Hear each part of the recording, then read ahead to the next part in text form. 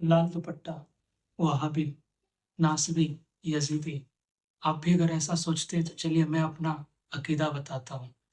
मेरा अकीदा है वही काबा इमाम का कि अइम्मा, फुकाहा, मुहद्दिसीन, मुज्तहिदीन ये हमारे नज़दीक वाजिबुल एहतराम है, वाजिबुल इताअत नहीं।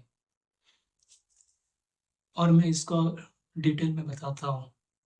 अब्बासी खिलाफत में इमाम काबा से एक खलीफा कहता है कि मुझे अगर कोई औरत पसंद आ जाए तो मैं उससे निकाह करूँ। अगर वो निकाह में हो तो तलाक करवा के मैं उससे निकाह में करूँ। तो इमाम काबा ने कहा कि नहीं, ऐसा नहीं हो सकता। अब्बासी खिलाफत के दौर के वक़्त वो बोले कि नहीं, ऐसा नहीं हो सकता है, ये गलत है। और अगर ये सही कह रहे हो, अगर ऐसा कोई फतवा देना है तो तुम बदले में एक हदीस दिखाओ, ज़ईफ़ या सही, एटलीस्ट एक हदीस दिखाओ। तो वो नहीं दिखा सका क्योंकि ऐसा कुछ है ही नहीं। उसके बाद क्या हुआ कि वो उस खलीफा ने इमाम काबा को बहुत सज़ा दिया। लिखते हैं कि जिस हाथ से वो लिखा करते थे उस हाथ में जंजीर बाँध दिया गया और बहुत उनको सताया गया।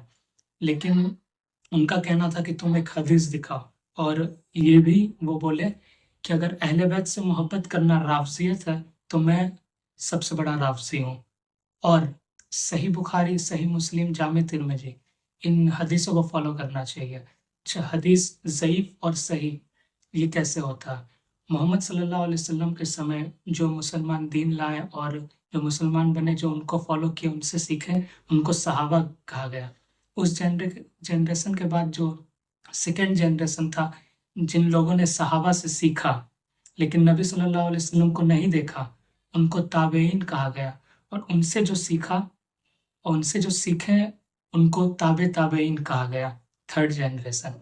और इन लोगों से जिसने हदीस को समझा, बताया, जो इमाम थे, 4 इमाम गुज़रे जो मेनली हाइली प्रेज़्ड है।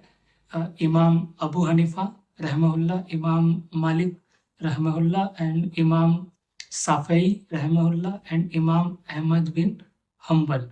और जो फ़िक़्ह ज़ाफ़रिया वाले मानते हैं इमाम ज़ाफ़र सादिक को।